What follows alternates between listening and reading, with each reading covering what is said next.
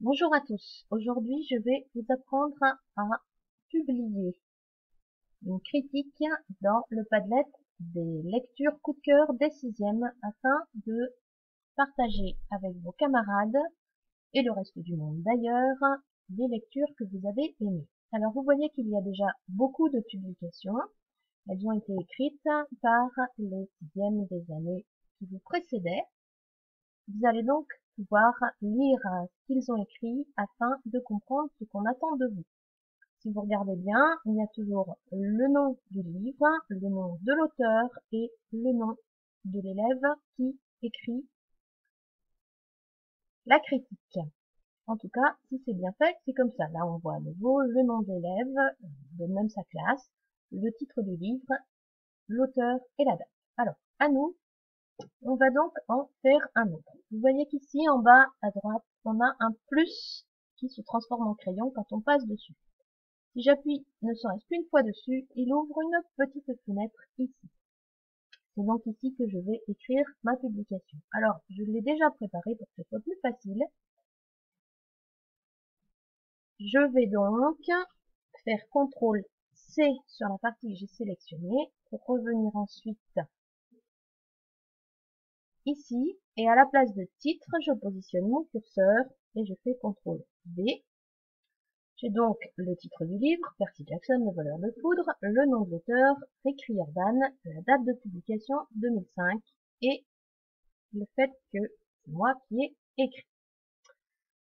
Ensuite, en dessous, j'ai le curseur qui se place dans une autre zone. C'est ici que je vais écrire ma critique. Donc, une fois de plus, elle est déjà écrite. Ça me permet de maîtriser les erreurs de frappe, les erreurs d'expression, etc.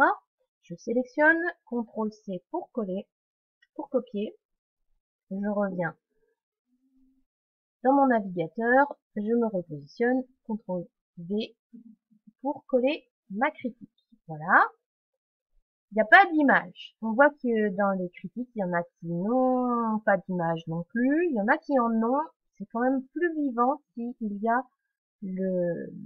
l'image de la couverture du livre dessus. Alors vous voyez qu'en bas, on a différentes options. On peut prendre une photo, on peut faire une recherche Google, on peut insérer un lien. Nous, ce qui nous intéresse, c'est celui-là, cette petite flèche vers le haut qui va nous permettre de mettre en ligne une image. Ça ouvre une fenêtre à droite, nous propose Pick File, c'est-à-dire choisir un dossier. Alors, on va le choisir, ça ouvre notre arborescence personnelle. Je vais donc aller chercher l'image de la couverture que j'ai sélectionnée tout à l'heure. Voilà. On attend gentiment qu'il le mette en ligne. Et voilà. On voit aussi qu'on a une petite croix qui nous permettrait de le modifier ou de le retirer. On voit qu'on est toujours dans la zone de publication parce que notre article est encadré par un pointillé jaune. Si je clique ailleurs, voilà, c'est tout, elle est enregistrée. Je peux la modifier. Donc, si je passe dessus, j'ai différentes manettes là-haut. J'ai un petit crayon qui va me permettre de modifier la publication. Une petite corbeille à papier qui me permet de la supprimer. 3 petits points qui permettent de faire plus de choses. On peut par exemple changer le fond pour la passer dans une autre couleur. Voilà. Les autres ne vous concernent pas. Faites très attention de ne pas supprimer ou modifier des articles écrits par d'autres élèves.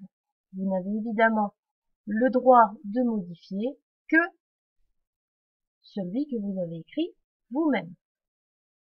Voilà.